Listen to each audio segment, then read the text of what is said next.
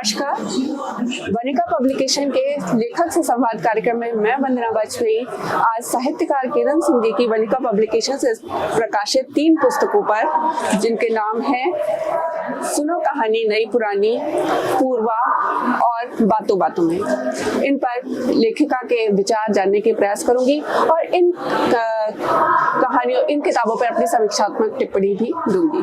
तो सबसे पहले मैं इनमें से ले रही हूँ पूर्वा कहानी संग्रह।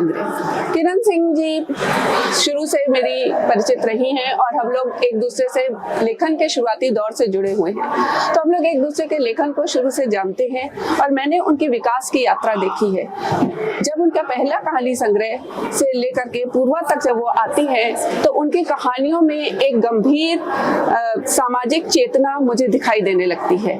जहाँ वो अपने पहले कहानी संग्रह में जीवन के आसपास की घटनाओं को ऐसे उठाती थी जो लगता था कि हम सहज किसी बात को कर रहे हैं, लेकिन पूर्वा में आकर के वो अपनी गंभीर साहित्यिक चेतना और समाज के प्रति, समाज के शोषित वंचित वर्गों के प्रति अपने उत्तरदायित्व का वहन करते हुए कहानियां लिखती हैं। उनकी कहानियों में मैं देखती हूँ कि उनकी कहानियां जो है वो आसपास के परिवेश के लोगों को लेती हैं और इसके बाद उन कहानियों के माध्यम से वो एक सही दिशा देती है। जैसे कि इस कहानी संग्रह की बात करूं तो इसके जो कहानियां हैं वो पक्षपात, प्रिया, पैरवीकार, बेरंग, मुझे स्पेस चाहिए, सुपर मॉम, दहेज, एक रात की कीमत, पूर्वा, शिक्षित होना जरूरी है, अति सर्वत्र वजिए, बलिदान की कथा, ये सारी कहानियां कहीं ना कहीं स्त्री जीवन से जुड़ी हैं और ये करने की कोशिश करती हैं कि स्त्री को एक सही अच्छा जीवन मिले। उसके लिए मैं सबसे पहले कहानी जिसको चुनती हूँ वो कहानी है बेरंग। बेरंग कहानी एक ऐसी स्त्री की कहानी है जिसके पति की मृत्यु हो जाती है। वो अपने पति की मृत्यु होने के बाद वो एक सवाल उठाती है कि जब सिंधौरा उसके पति ने उसको दिया था उपहार के तौर पे, तो उसके उस उपहार को क्यों छीन लिया जाए। जब उसकी मृत्यु हो जाती है तो उपहार तो किसी का दिया हुआ छीना नहीं जाता है। तो यहाँ पर एक विधवा के जीवन से जो रंग उतारे जाते हैं, उन रंगों की ये बात करती हैं कि वो रंग नहीं उतारे जाने चाहिए, वो उपहार की चीज तो रखी जानी चाहिए। लेकिन कहानी यहीं तक खत्म नहीं होती है। वो उस प्रश्न को उठाने के बाद नायिका उस सिंदूर को धारण करती है और रंगीन कपड़े भी पहनती है। लेकिन ये कहानी एक बड़ा आयाम रचती है जब वो कहती है कि हम जब विधवा की बात करते हैं तो हम वहीं तक सीमित हो जाते हैं कि उसने रंगीन कपड़े पहन लिए हैं, उसने सिंदूर धारण कर लिया या बिंदी लगा दी, लेकिन उसका मन तो बेरंगी रह गया। तो मन को बेरंग रखने वाली ये जो बात कहती है बड़ी बात हो जाती है कि बाहर से हमने रंग ओढ़ भी लिए तो एक स्त्री को एक जीवन साथी की और एक पति की जरूरत होती है, एक साथी की जरूरत होती है। वो साथी की जरूरत उसको पति से ही मिल सकती है। तो जहाँ पर ये विधवा विवाह के समर्थन में नजर आती है। तो इसके साथ ही मैं किरण जी से पूछना चाहूंगी कि आपके मन में ये कैसे आया कि आप जो है इस कहानी को, क्योंकि ज्यादातर जब हम रूढ़ियों की बात करते हैं तो हम ये बात करते हैं कि रूढ़ियां नहीं होनी चाहिए, स्त्री के जीवन में अगर रंग चले गए हैं तो वो उन रंगों को कैसे वापस लाए और उसको भी जीने का अधिकार है, उसको भी खुश रहने का अधिकार है, लेकिन उसे एक पुरुष की भी आवश्यकता है। और बिना कोई देह विमर्श रचे आप सीधे सीधे शादी पे ही लाती हैं कि उसको भी एक जीवन साथी की जरूरत है, क्योंकि अंतर मन के रंग और बाहर रंग में अंतर होता है। तो ये आप विचार कैसे लाएं?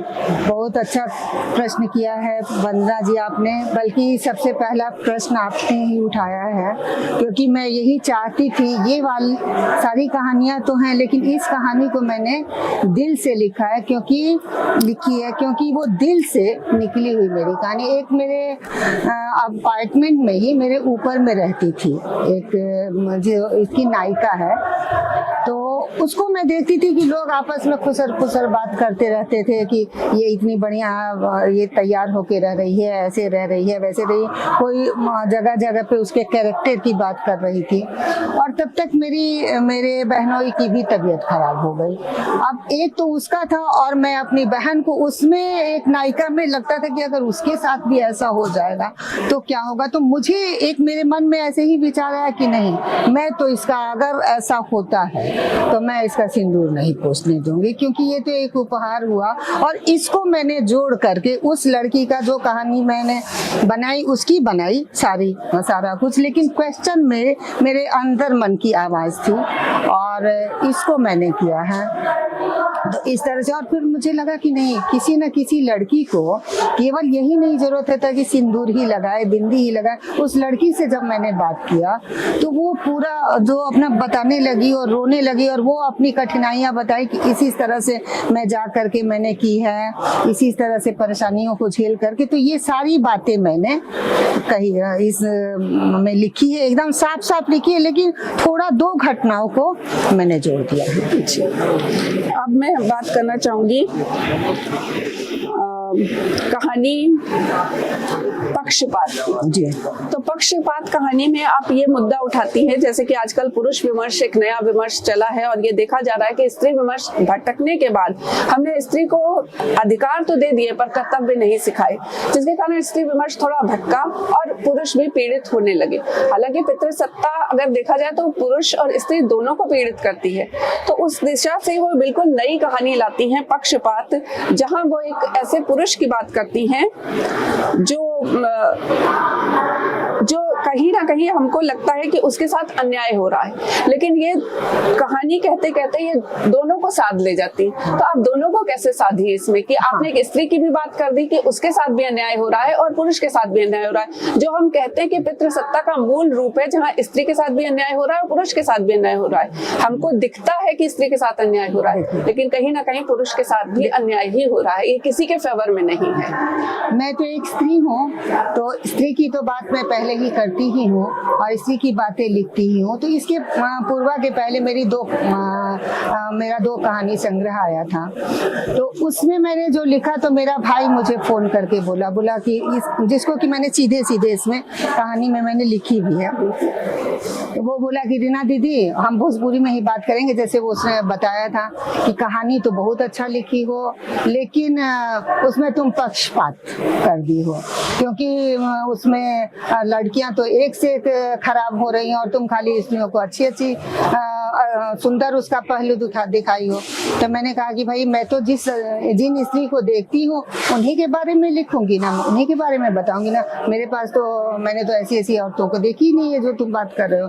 तो बोला कि हमरा कचहरी में तो एक से एक सब मेहरारू आवतारी सब ऐसे खराब औरतें आती, आज ही मैं तुमको एक कहानी बताता हूँ। तो उस कहानी में उसने ये बात बताई कि एक सेठ आया है, उसको एक ड्राइवर उसको फंसा दिया और उसको मैं छुड़ा दिया हूँ, मैं बेल करा के आज ही आया हूँ। तो वो कहानी बताया, बस उसने इतनी ही बात बताई, लेकिन मैंने उसको गढ़ करके और लास्ट में मैंने जब वो पूरी कहानी बताई तो वो बोला कि वो एक अपनी पत्नी को भेजा है, वो जो ड्राइवर है, और अपनी पत्नी से कहा है कि उसको जा करके फंसाओ, और इस तरह से कहा है। तो मुझे यही लगा कि ठीक है, पत्नी तो एक कठपुतली बन गई और वो लड़के बनाया गया, क्योंकि कोई भी पत्नी होती है अपने पति को भगवान समझती है।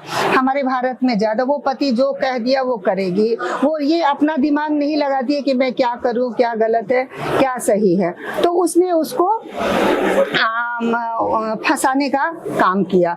तो लास्ट में ये मेरा दिमाग आया कि नहीं, इसमें तो औरत है, तो ये औरत वाली बात मैंने, पक्षपात वाली बात मैंने खुद की है जी। और इस कहानी में आपने एक चीज और महत्वपूर्ण जो मुझे लगी इस कहानी में, कि आपने कहा कि जो औरतें चाहे वो अपने पति की वजह से कर रही हों या खुद ही उनकी इच्छा हो रही, अगर वो प्रोवोक करती हैं, तो जैसे कि हम लोग रेप को क्राइम कहते हैं, तो प्रोवोक करने को भी एक क्राइम के श्रेणी में रखना चाहिए।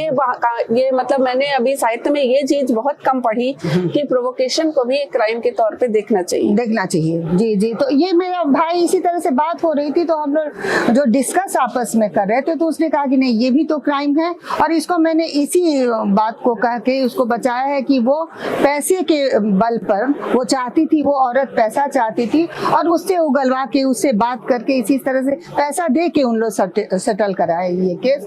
तो इस तरह से बातें हुई। तो हमने कहा कि नहीं, ये पुरुष, ये भी समाज में आना चाहिए और लड़कों को भी सीखना चाहिए कि ऐसा नहीं कि वो कुछ भी करते रहे और कहीं भी फंस जाए। तो इसलिए मैंने ये कहानी लिखी और मैंने जरूरी समझा। जैसे कि मुझे स्पेस चाहिए। कहानी में आप संयुक्त परिवार की बात करती हैं कि संयुक्त परिवार में होता है कि कोई देवरानी ज्यादा अच्छा काम करती है, कोई कहीं जेठानी ज्यादा अच्छा काम करती है, और जो ज्यादा अच्छा घर को ज्यादा संचालित करता है या सास ससुर की ज्यादा सेवा करता है वो कहीं ना कहीं उपेक्षित महसूस करता है, और जो कम करता है या सोचता है मैं अलग रह जाऊं, उसको थोड़े दिन के लिए आता है तो उसको ज्यादा लाड़ दुलार मिल जाता है। तो जो ज्यादा अच्छा कर रहा है उसके मन में एक क्वेश्चन आता है कि हमने ज्यादा अच्छा किया, हमने परिवार के लिए ज्यादा त्याग किया, फिर मेरे को ये कमतर क्यों आका गया।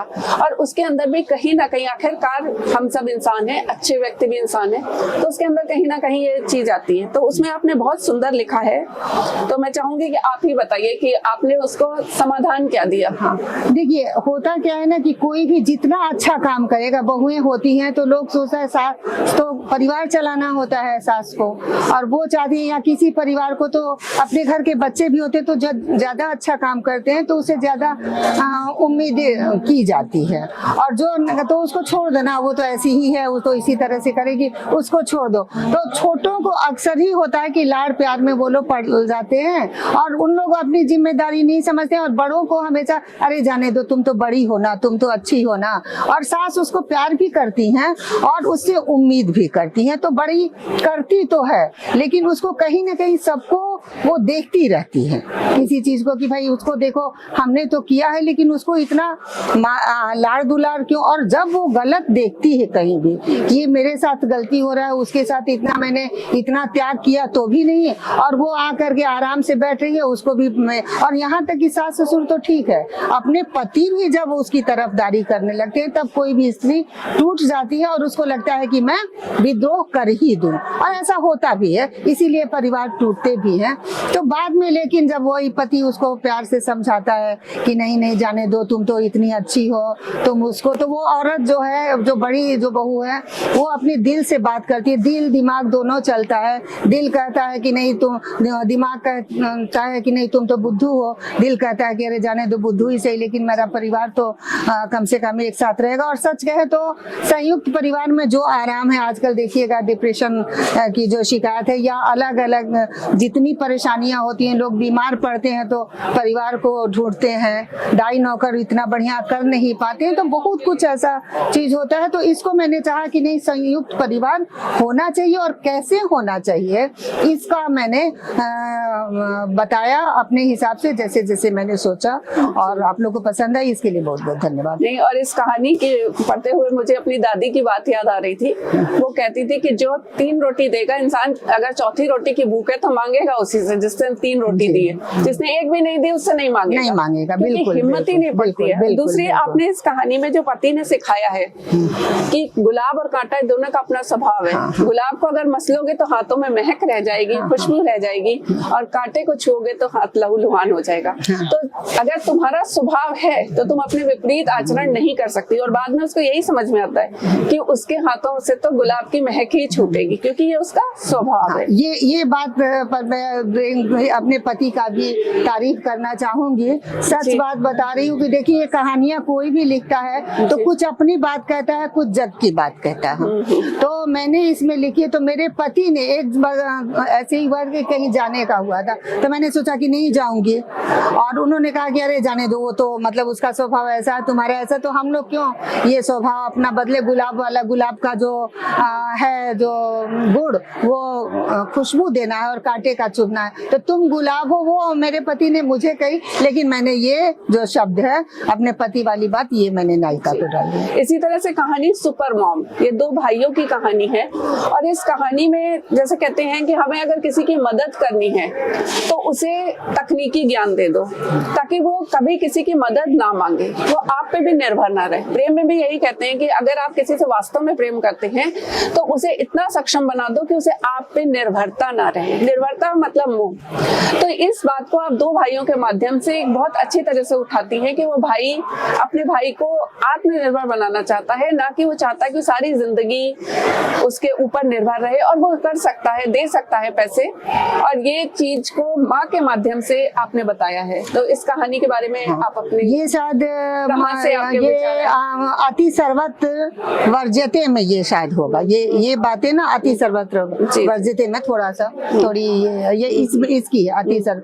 उसमें क्या होता है ना कि छोटे भाई थोड़ा सा बिगड़ी, जैसे बहू बिगड़ जाती है इसी तरह छोटे बच्चे बिगड़ ही जाते हैं। तो उन लोगों को हमेशा कोई कहता है ना कि, तो उन लोगों को होता है कि बड़े भाई से हम हमेशा लेते ही रहें, करते ही रहें, और छोटे भाई को होता है कि और बड़े भाई उसको करते नहीं। लेकिन पहले के जो हमारी पीढ़ी के लोग थे वो हमेशा करते तो थे लेकिन वो बताते नहीं थे। तो बच्चे क्या होते हैं ना कि वो अपनी पीढ़ी को देखते हैं, पहले अपने पिताजी को देखते हैं, तो उससे वो सीखते हैं कि अरे पापा ने ऐसे गलती की और मम्मी ने ये किया, तो हमने उसे नहीं बनाना। जैसे निठल्ला उसमें है ना कि वो निठल्ला हो गया है, वो अपने निर्भर हो गया है, अपने भाई पर निर्भर हो गया। और तो वो अपने भाई को कह दे नहीं प्यार तो उतना ही करूंगा, दूंगा तो उतना ही, लेकिन मैं उसको अपने पर निर्भर नहीं बनाऊंगा, इसको आत्मनिर्भर बनाने दूंगा। जी जी जी बिल्कुल। और मुख्य कहानी है पूर्वा। पूर्वा कहानी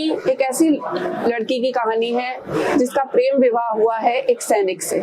सैनिक के ना रहने पर जो उसकी आगे की यात्रा है वो एक सशक्त स्त्री का निर्माण करती है। और केवल वो सशक्त स्त्री पूर्वा नहीं है, वहां पर ये दिखाते हैं कि पिछली जनरेशन भी सशक्त स्त्री है। हम अक्सर सोचते हैं कि सशक्त स्त्री वो है जो आर्थिक रूप से स्वतंत्र है। सशक्त स्त्री वो भी है जो दूसरे को बांह पकड़ के उठाना जानती है। सास अपनी बहू को पढ़ने के लिए प्रेरित करती है और देवर से उसकी शादी भी कराती है, तो वो उसके जीवन को थामती एक नया सूत्र देती है। एक सशक्त स्त्री ही दूसरी स्त्री को सशक्त कर सकती है। यहाँ दो मैसेज आपने बहुत खूबसूरती से दिए हैं कि सशक्त होना पर्याप्त नहीं है, दूसरे को सशक्त करना भी पर्याप्त जरूरी है। जी, जी, जी। और सशक्तता इस बात में है कि हम जीवन में कैसी भी विपरीत परिस्थिति आए हम वहां से उठ खड़े हों और फिर आगे बढ़े। वो अपने पति को नहीं भूली है, प्रेम को नहीं भूली है, लेकिन वो जीवन में आगे बढ़ती है। जी वंदना जी, हम लोगों का तो मुहिम ही है कि हम लोग इस कलंक को धोना चाहते हैं जो सदियों से चला आ रहा है कि नारी नारी की शत्रु है। तो हम लोग ये दिखाना चाहेंगे कि नारी नारी की शत्रु नहीं, शक्ति है। ये हमारा भी मुहिम है, आपका भी मुहिम है। जी, जी। तो इसमें मैंने ये दिखाने का प्रयास किया। दूसरी एक कहानी मुझे मिल गई, एक फोन पर किसी ने मुझसे कहा कि दी इस कहानी को तो आप जरूर लिखिए और आप अच्छा लिख लेंगे। और उसने ये कहानी बताई, ये बिल्कुल सच्ची घटना है, लेकिन अपनी कल्पना तो जोड़नी ही पड़ती है, ये तो आप भी जानती होंगी। तो इसको मैंने अपने कल्पना से जोड़ के, वो सशक्त स्त्री है जो शादी करवाती है। ये जो कहानी मुझे बहुत अच्छी लगी, दिल से अच्छा लगा, और मुझे कहीं ना कहीं विधवा विवाह के मैं पक्ष में हूँ भी खड़ी, तो इस हिसाब से मैंने इस कहानी को लिखी है। और इसको मैं चाहती हूँ कि आगे इसको उपन्यास, जैसे मेरे भाई को ये कहानी बड़ी पसंद आई और वो बोला कि नहीं कि रीना इतना, दीदी इतना बढ़िया ये कहानी है कि इसको आप उपन्यास के रूप में लाइए तो ये ज्यादा लोगों तक पहुंचे, कि बहुत अच्छी, मतलब मन नहीं भर रहा है। तो इस कहानी को मतलब और भी अच्छे से लिखूंगी और ज्यादा सामने ले आऊंगी। अब जैसे दो कहानियां आपकी किडनी ट्रांसप्लांट के ऊपर है, एक तो बलिदान की कथा और दूसरी दहेज। तो जहाँ दहेज में स्त्री अपनी किडनी देती है, वहाँ पर जो सास ससुर की लालची प्रवृत्ति भी उजागर होती है। वो कहते हैं पहले शुरू में उनको लगता है कि मतलब जो है बहू दहेज नहीं लाई है, वो उससे नाराज रहती है, लेकिन जब बेटे की तबीयत खराब होती है और बहू अपनी किडनी देने के लिए तैयार होती है तो उनको लगता है कि चलो किडनी के रूप में दहेज मिल गया। तो कहीं ना कहीं दहेज जो है, जो प्रथा है, उसको आप ये कहते हैं कि लड़के वाले को किसी ना किसी रूप में चाहिए। चाहे वो सोचते हैं नौकरी करने वाली बहू है तो उसको दहेज इस रूप में मिल गया, या फिर उसने किडनी दे दी इस रूप में मिल गया। जो दहेज की कुप्रथा है उसी को आप इस पे वार करती हैं कि लड़की को उसके गुणों के वजह से अपनाना चाहिए, ना कि इसने कि उसने हमको दे क्या दिया है। ऐसा हो रहा है कि ये बहुत ज्यादा, हमारे असल में देवर की तबीयत खराब थी, उसमें मेरी बहन और हम लोगों को भी काफी इधर उधर भटकना पड़ा था। तो उसमें कई पेशेंट मिल जाते हैं, हमारे घर में तो ऐसा कुछ नहीं था, लेकिन पेशेंट मिल जाते हैं। उसमें औरतों पर दबाव डाला जाता है कि तुम किडनी दो और कहना नहीं है, और मतलब उसको दूसरे तरह से जबरदस्ती तो नहीं करके, लेकिन बड़ी प्यार से भी नहीं दे देना चाहिए, सास ऐसे ऐसे कहती है। और ये वाली जो बात कही, दहेज वाली बात कही, तो मेरी, जैसे हम लोग दहेज विरोधी है, तो मेरी बहन ऐसे ही मजाक मजाक में बहन की शादी बिना दहेज के हुई थी, और मेरे ससुर थोड़ा मजाक मजाक में कभी कभी कहते थे कि अरे दूसरे जगह हमको इतना दहेज मिलता, ऐसे मिलता, मजाक में, ऐसा नहीं कि कुछ ये करें। तो मेरे ससुर अभी नहीं थे, और यही बहन जो रागिनी आई थी तो कही कि अच्छा वो तो जबरदस्ती दी है, उसको तो हम लोग मना कर रहे थे, बल्कि उसको नहीं देने दे रहे थे, ना मेरे देवर ले रहे थे, लेकिन वो कहे कि अच्छा आज ससुर होते ना तो उनको बोलते कि देखिए दहेज के बदले मैंने अपना किडनी दे दी। लेकिन जो दूसरी कहानी है जिसमें कि तो वो मजाक की बात को मैंने उसको फिट किया है अपने कल्पना से। जैसे दूसरी कहानी में आप कहती हैं कि मतलब वो देती तो है किडनी, लेकिन वो कहती है देख लीजिए कितने पेशेंट ने जो है हस्बैंड अपनी वाइफ को किडनी दे रहे हैं, क्योंकि ये रेयर चीजें हैं। जब कोई हस्बैंड देता है अपनी वाइफ को किडनी, या कुछ प्रेम के भी किस्से होते हैं तो हम लोग उसको फेसबुक पे शेयर करते हैं कि देखो ऐसे लोग भी होते हैं। ये रेयर होता है, स्त्री तो करती ही रहती है, वो मान के चला जाता है। तो ऐसा हुआ था ना कि मैं बहन को जब ये किडनी दे चुकी थी और अपनी बहन से मिलने गई थी, तो एक और किडनी दान की थी, इसके साथ ही की थी, उसका कुछ दिन आगे उसने किडनी दिया था अपना। तब फिर उससे मैं वो मेरी बहन कही कि बात करती थी और बोली कि ऐसे ऐसे लोग, सारी बातें बताती थी, बोली कि देखो उससे मैं मिलाऊंगी, और उसको लोग जबरदस्ती टॉर्चर करके उसके सास ससुर उसको किडनी देने के लिए करे, वो देना नहीं चाहती क्योंकि उसको छोटा बच्चा था और वो रो रही थी कि अगर मुझे कुछ हो जाएगा, कोई भी डरता है तो मैं क्या करूंगी, मैं कैसे मेरे बच्चे को कौन देखेगा, क्योंकि सास ससुर उसके अच्छे नहीं थे, ना उसके हस्बैंड ही अच्छे थे। लेकिन वो जितनी घटनाएं हैं वो सच्ची है, थोड़ा बहुत तो कल्पना डालना ही पड़ता है। तो अब हम अगली किताब की ओर मुड़ेंगे, लेकिन पहले पूर्वा के बारे में बता दें कि किरण सिंह जी की जो कहानियां हैं उनमें आसपास के वातावरण के साथ साथ वो कहीं ना कहीं समाज की रूढ़ियों को तोड़ने की बात करती हैं और एक समृद्ध समाज की स्थापना की बात करती हैं। इसके अलावा उनकी कहानियों में एक सकारात्मकता है, वो दुखों में डूबे रहने में विश्वास नहीं करती। उनकी नायिकाएं जूझती हैं और अपनी जिंदगी की परिस्थितियों को बदलने की कोशिश करती हैं, जो कि कृष्ण का संदेश है, गीता का संदेश है। और ये उनके पूरे साहित्य में मैं देख रही हूँ, चाहे वो लघु कथाएं हो, चाहे वो बाल कहानियां हो, वो हमेशा ये संदेश देती हैं कि हमें समस्याओं से टकरा करके जीतने का प्रयास करना चाहिए। तो अब मैं लूंगी बाल कहानी संग्रह, जो बहुत चर्चित रहा है, सुनो कहानी नई पुरानी, और इसको बहुत लोगों ने पढ़ा, बहुत रिव्यू मिले इसको। तो बाल साहित्य की खुद भी स्वयं भी किरण जी को सूर पुरस्कार हिंदी संस्थान से, उत्तर प्रदेश हिंदी संस्थान से मिल चुका है, और वो बाल साहित्य बहुत अच्छा लिख रही हैं। 2 पुरस्कार मिले हैं, एक सुभद्रा कुमारी चौहान पुरस्कार मिला है और एक सूर पुरस्कार मिला है। दोनों ही उत्तर प्रदेश हिंदी संस्थान के जो बहुत ही उत्कृष्ट पुरस्कार माने जाते हैं वो पुरस्कार मिले। और इस कहानी संग्रह में वो एक बिल्कुल नई चीज लेकर के आई हैं, जहां उन्होंने पुरानी कहानियों को, जो हमारी लोक से जुड़ी कहानियां हैं, जो हमारे पुराणों से जुड़ी कहानियां, उनको बच्चों को सुनाने के बहाने उनको कथा में पिरो करके इस तरह से शिक्षा के माध्यम से देने की कोशिश करी है। एक तरह से वो हमारी संस्कृति को पुनर्जीवित करती हैं बच्चों के माध्यम से। कोई बच्चा ये ना कहे मुझे नहीं पता नचिकेता कौन है, या बच्चा कहे हैरी पॉटर तो हम जानते हैं लेकिन हमें नहीं पता कि हमारे देश के कौन कौन से पूर्वज रह चुके हैं, विवेकानंद कौन थे, या दिवाली कैसे मनाई जाती है। उनको पता है क्रिसमस कैसे मनाई जाती है, लेकिन दिवाली कैसे मनाई जाती है वो नहीं जानती, क्योंकि हम विदेशी क्रिसमस की बात यहाँ पर विदेशी संस्कृति से मैं जोड़ करके देख रही हूँ कि वो विदेशी त्योहारों को तो मनाना चाहते हैं, जानना चाहते हैं जुड़ने के लिए विदेशी कल्चर से, लेकिन वो अपने कल्चर से जोड़ रहे हैं। और भाषा केवल भाषा नहीं होती, उसके साथ हमारी संस्कृति और हमारा कल्चर होता है। जब हम हिंदी भाषा में बात करते हैं तो हम अपनी संस्कृति से जोड़ते हैं, और चूंकि बच्चे आजकल अंग्रेजी की तरफ मुड़ रहे हैं तो उनको संस्कृति से जोड़ने के लिए संस्कृति निष्ठ कहानियां लानी चाहिए। तो आपके आइडिया कैसे आया कि आप बच्चों को अपनी संस्कृति से इस तरीके से जोड़ेंगे? देखिए वंदना जी, मैं तो सच बोलती हूँ और सच लिखती हूँ, और सच्चाई यही है कि मैंने साहित्य को नहीं चुना है, साहित्य ने मुझे चुना है, क्योंकि मैं तो एकदम घरेलू महिला थी ही, और जिसने जैसा कहा मैं लिखती गई।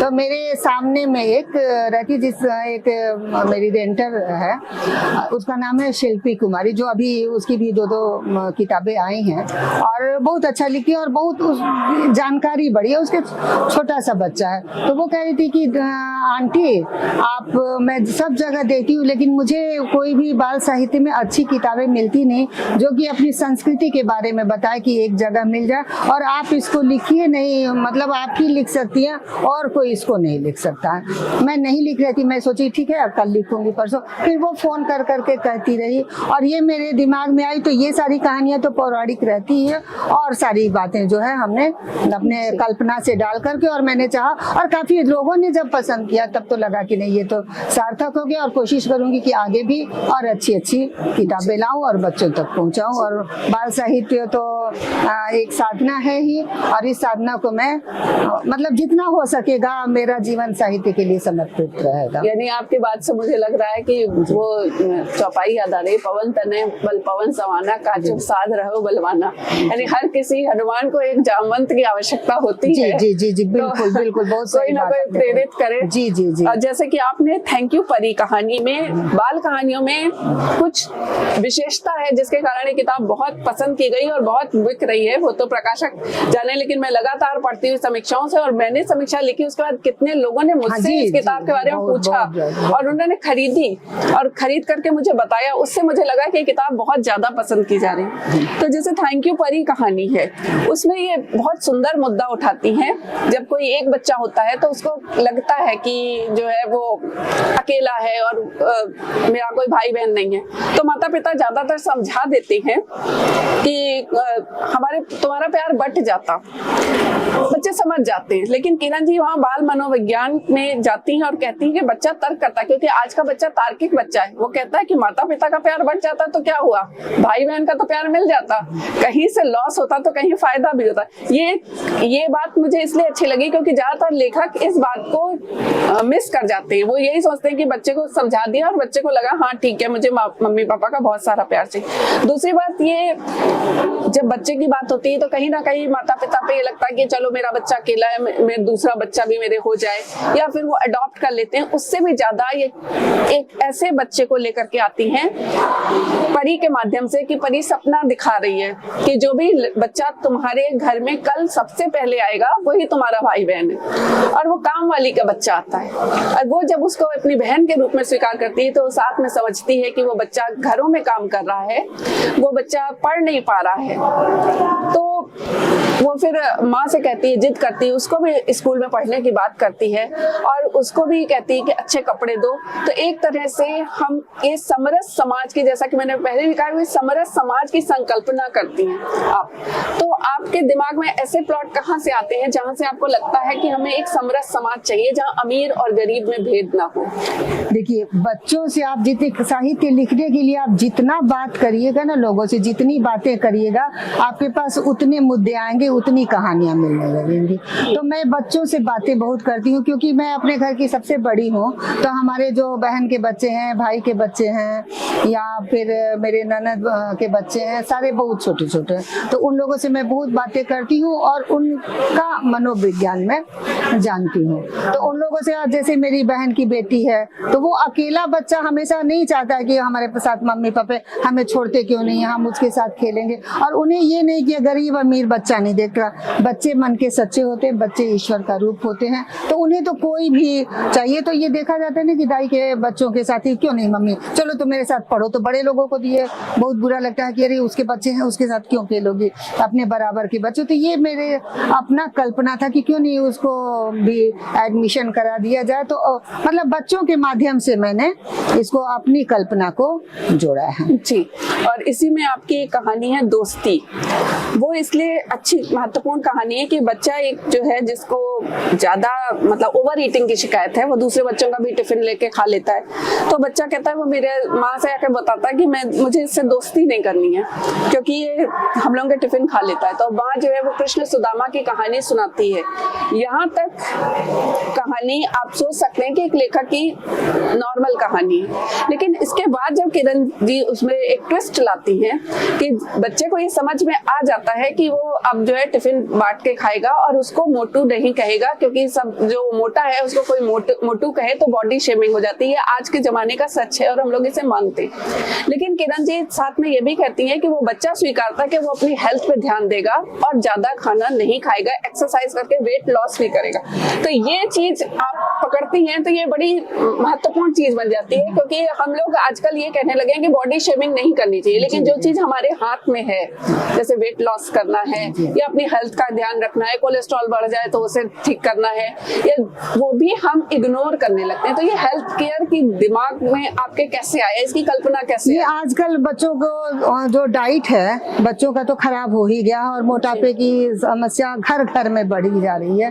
तो ये लगा कि बच्चे जो है मन के सच्चे तो होते ही, और कथा कहानियों के माध्यम से, जैसे हम लोग अपने बचपन में जाएंगे तो देखेंगे कि हमारे में जो संस्कार जो डेवलप किया है वो सारा कुछ कथा कहानियों ज्यादा प्रभावित किया है। तो मुझे लगा कि क्यों नहीं कृष्ण सुदामा के माध्यम से कुछ और आसान टॉपिक में बच्चों को बता दूं कि बच्चे खुश होके और इसको पढ़ें और समझे और उनका संस्कार सीखें। और दूसरी चीज इनकी किताब में खास बात है, मेरी एक मित्र हैं, वो बच्चों के पाठ्यक्रम के लिए कुछ कहानियां ले रही थी, तो उन्होंने कहा कि कहानियों में दादी दादा के किरदार गायब हो रहे और नानी नाना आ रहे हैं। ये एक बदलते हुए समाज की दस्तक है।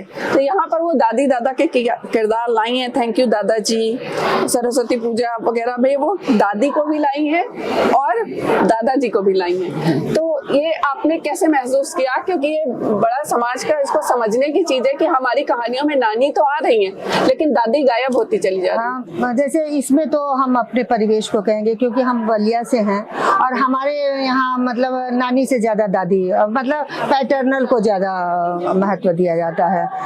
पितृसत्तात्मक समाज है, अभी मातृसत्ता, यहाँ तक कि अभी कहना है कि पहले दादी को है तब नानी, या दादा और दादी भी कहते कि कौन अच्छा है, दादा दादी। तो मम्मियों को भी सिखाना पड़ता है कि नहीं भाई पहले दादी को ही कह दो, क्योंकि कहीं दादी को बुरा न लगता है, क्योंकि लड़कियों को ये लगता है कि भाई हमारे दादा दादी मतलब हमारे सास ससुर ज्यादा खुश हो। हाँ, अब समाज बदल रहा है और अब नानी और नाना की बातें हो रही, लेकिन हम जिस समाज में रहते हैं हमारे यहाँ दादा दादी को ही ज्यादा महत्व दिया जाता है। सही कही, लेकिन ये बड़ा विमर्श का विषय है। भले ही आपने इतना सोच के लिखा या नहीं लिखा मुझे नहीं पता, लेकिन ये बड़ा विमर्श का विषय है। ये संयुक्त परिवार को बचपन से तोड़ने का एक हथियार की तरह यूज हो रहा है कि बच्चे दादी से कहानियों के माध्यम से नहीं जुड़ेंगे, अगर तो नानी से जुड़ेंगे। तो ये हमें दोनों को, नानी की भी कहानी होनी चाहिए, दादी की भी कहानी होनी चाहिए, कहानी में दोनों पात्र आने चाहिए। तो ये एक बड़ा विमर्श का विषय हो चुका है आजकल के समाज में। मैं कोशिश करूंगी कि आज दादी और नानी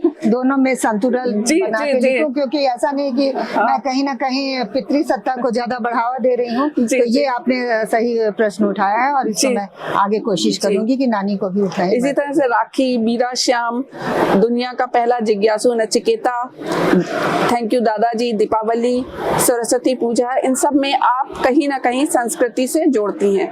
रूल कहानी परिवार की एक मीठी सी कहानी है जिसके बारे में बात करना चाहूंगी कि बच्चों के झगड़े हो जाते हैं और वो बातचीत बंद कर देते हैं, और आजकल कहते हैं कि बातचीत बंद करना मानसिक हिंसा है और उससे बड़ी तकलीफ होती है। तो रूल कहानी के माध्यम से वो बच्चा कहता है कि जब उसकी दोनों भाइयों के आपस में बातचीत बंद हो जाती है, तो जब दोस्ती हो जाती है तो वो माँ से कहता है कि एक रूल बना दीजिए कि अब कोई किसी से झगड़ा कितना भी करेगा लेकिन बातचीत बंद नहीं करेगा। तो ये बातचीत ना बंद करने की ये जो रूल बनाने की कहानी है, ये आपने कहाँ से इसका प्लॉट लिया, इसकी रचना प्रक्रिया के बारे में बताइए। बहुत स्वीट कहानी है। रूल कहानी बिल्कुल मेरे घर की कहानी है और मेरे दोनों बच्चों की कहानी है। इसमें कहीं से भी बनावटीपन नहीं है। ये मेरा बेटा ऋषि, शायद नाम भी वही दी हूँ, ऋषि आरसी, तो बड़ा बेटा ऋषि और छोटा बेटा आरसी की कहानी है। तो इसमें तो जो भी है वो एकदम सच्ची और हूबहू मैंने डाला, उसमें कहीं कोई बनावटी नहीं। लेकिन मुझे लगा कि ये अच्छा मैसेज जाएगा, बहुत तो अच्छा। ये देना जी, ये बहुत अच्छा मैसेज है। तो सुनो कहानी नई पुरानी बच्चों को संस्कृति से जोड़ती है, हमारी पौराणिक कथाओं से जोड़ती है और उनके कई बार वैज्ञानिक सूत्र भी दे जाती है। इसके साथ साथ बॉडी शेमिंग के खिलाफ बात करते हुए भी कहीं ना कहीं सेहत सुधारने की ओर जोर देती है। तो ये कहानियां मेरे ख्याल से बच्चों के लिए ऐसी कहानियां हैं जो बच्चे पढ़ेंगे तो उनको अवश्य कहीं ना कहीं जीवन में सुधार दिखेगा। अब आते हैं तीसरी किताब में, जो कि एक लघु कथा संग्रह है जिसका नाम है बातों बातों में। तो इसका टाइटल इतना खूबसूरत है, तो सबसे पहले मैं टाइटल में बात करना चाहूंगी कि बातों बातों में जो है बहुत सुंदर जो शीर्षक है वो आपके मन में कहाँ से आया? जी, पहले तो आपसे भी बात हो रही थी शायद मेरी, इसमें पहले जीवन की कड़ी, तो उसमें लग रहा था कि बहुत थोड़ा सा गहराई आ जाएगी, गहरी। और ये है कि छोटी छोटी बातें हैं और असली जो भी कहानियां बनी है बातों बातों में। जिस किसी से भी मैं बात करती थी तो एक ना एक कहानी, चाहे मैं आपसे बात करूं चाहे अगल बगल से बात करूं, तो एक ना एक कोई कहानी। मैं तो कहती हूँ कि बच्चों से ही, मतलब घर घर में कहानियां होती हैं, हर लोगों में कहानियां होती हैं। तो बच्चों से जो मैं बातें की, लोगों से बातें की, बूढ़े बुजुर्गों से बातें की, तो जो बातें मन में आई वही कहानियां मैंने हूबहू लिख दी। लेकिन एक लघु कथा का होता है कि उसको कम से कम शब्दों में लोगों को पहुंचाए जाए, क्योंकि लोगों के पास टाइम नहीं है और शॉर्टकट का जमाना है। तो इसको मैंने चाहा है कि अपनी बातों को कम से कम शब्दों में कहें, और अच्छा विकल्प है। और लघु कथा कोई भी आजकल ज्यादा पढ़ रहा है, तो इसलिए मैंने बातों बातों का शीर्षक लिया, क्योंकि ये सारी कहानियां बातों बातों में ही बनी है।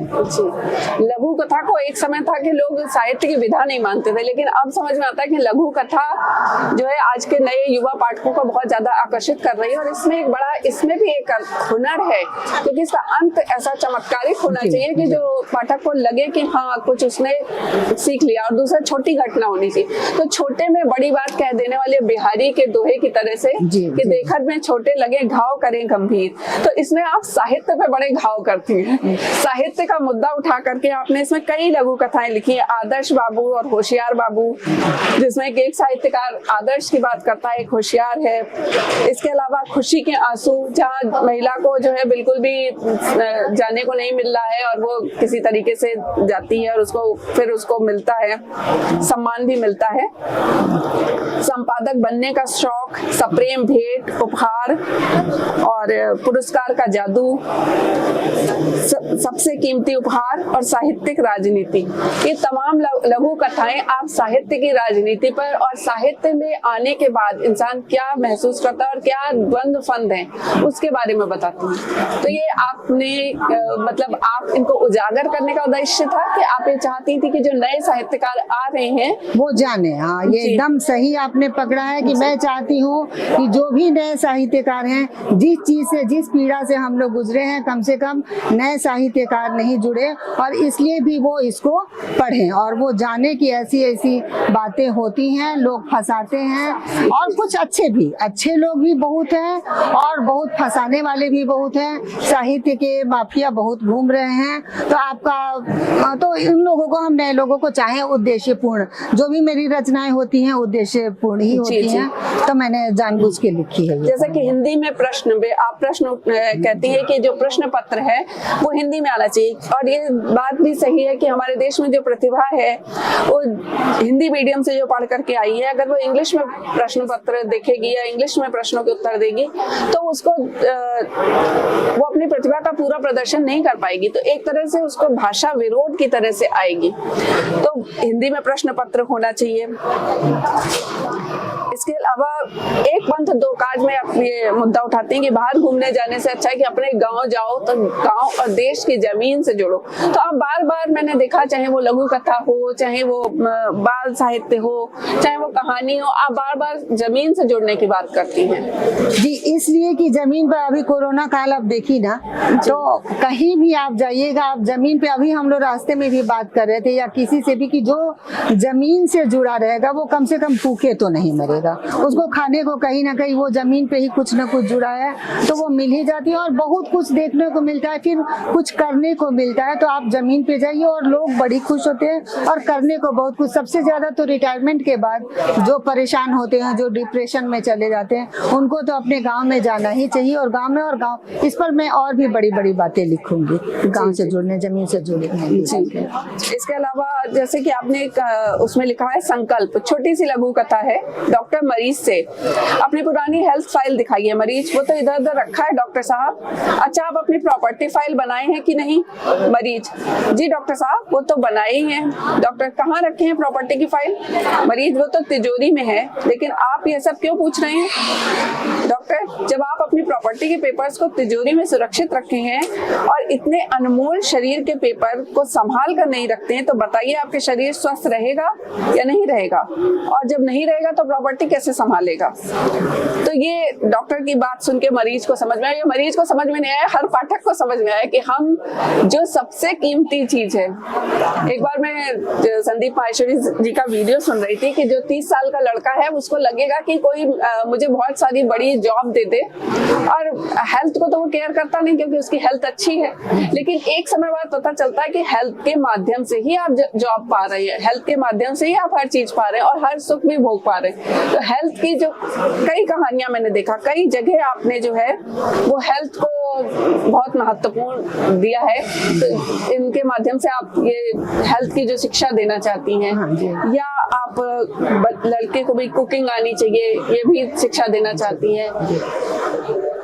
वैलेंटाइन डे आ रहा है और वैलेंटाइन डे के लिए एक बहुत सुंदर कहानी है कि वैलेंटाइन डे में जब फूल नहीं मिलता है तो लड़कियों को आमतौर पर निराशा होती है जी। लेकिन उसमें कहा गया है कि आप फूल मत दीजिए, आप गुलाब का पौधा दीजिए जो बार बार फूल दे। अक्षय पात्र दीजिए, प्रेम एक अक्षय पात्र है। तो अक्षय पात्र को आपको गुलाब के फूल पौधे से जोड़ने की आपकी जो रचना में कैसे आया? जी ये भी मेरी मतलब क्या बताएं, ये भी मेरी सही कहानी है। जो आपने हिंदी में प्रश्न भी कहा है वो मेरे बेटे ने लिया था। वो भी एक इंटरव्यू ले रहा था, बोल रहा था कि मम्मी एक लड़की थी बहुत इंटेलिजेंट थी लेकिन उसको हिंदी नहीं आ रहा था और मैं चाह रहा था उसको लेना, तो मुझे लग रहा था कि इसके में टैलेंट तो है लेकिन वो बोल नहीं पा रही। तो मैंने उससे हिंदी में प्रश्न किया और जब उसको ले लिया तो उसने फिर उसको मैसेज करके और इतना थैंक्स बोले कि सर ये होना चाहिए। तो इस तरह से बोले ना कि जो भी बातें होती है इस तरह से आनी चाहिए। और अभी दूसरी कहानी अभी बता रही थी, कौन सी है?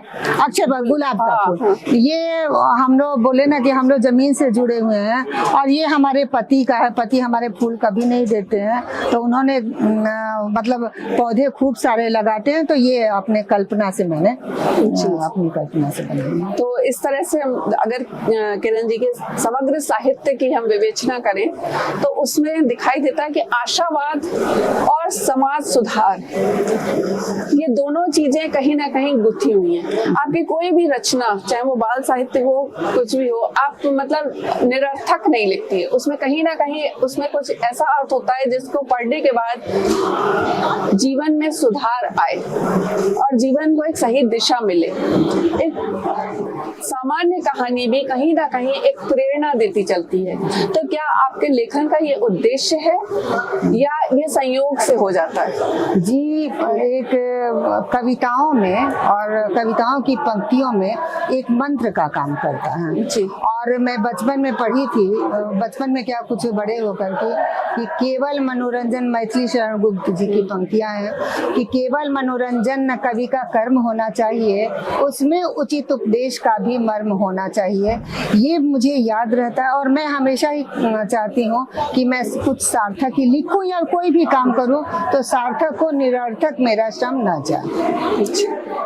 तो किरण जी को ये तीनों किताबें आप लोग पढ़ सकते हैं और आप लोग जब पढ़ेंगे तो आप स्वयं जानेंगे कि इसमें कहीं ना कहीं आदर्श समाया हुआ है और कहीं ना कहीं आदर्श इस तरह से नहीं आया है कि आप आदर्श बन जाइए। आपके पाठक के अंदर से ये प्रेरणा आएगी। कहानी जीवन को जीवन की तरह से उठाती है और एक प्रेरणा के बीज कहीं ना कहीं बो देती है कि वो बीज कभी ना कभी पौधा बनता है। एक लेखक की एक सुंदर कल्पना मुझे लगती है कि वो ऐसे बीज बोए कि वो कभी ना कभी पौधा बन जाए और पाठक को स्वयं भी पता न चले कि उसके अंदर कोई ये बीज बो गया है। हम लोग जहाँ भी जो कुछ अच्छा कर रहे हैं, कोई लेखक कहीं कोई बीज हमारे अंदर बो चुका है। तो इसके साथ ही मैं बहुत आभार व्यक्त करती हूँ किरण जी का कि उन्होंने इस कार्यक्रम में अपने दिल की बातें दिल खोल के बताई और पाठकों को एक अच्छे साहित्य से जुड़ने की ओर प्रेरित किया, क्योंकि किताबें महज किताबें नहीं होती हैं, किताबें हमारे जीवन को आकार देती हैं और किताबों के माध्यम से हम अपने जीवन को बोते हैं। आप जो भी आदत पाल लेंगे, एक कहानी आपकी शायद ऐसी भी है कि आप जो भी आदत जिस भी चीज का नशा कर लेंगे तो और जब डिप्रेशन होता है तो हम नशा जरूर किसी भी चीज का करते हैं। ज्यादातर लोग गलत चीजों का नशा करते हैं, गलत संगति का नशा करते हैं। तो किताबों का नशा करिए या अच्छी संगति का नशा करिए, अच्छी कला का नशा करिए। तो बहुत बहुत आभार के साथ वनिका पब्लिकेशन के नीरज जी को भी बहुत आभार व्यक्त करती हूँ कि उन्होंने इतने सुंदर लेखों को प्रकाशित किया है जो जीवन को दिशा दे रहे हैं। बहुत बहुत धन्यवाद।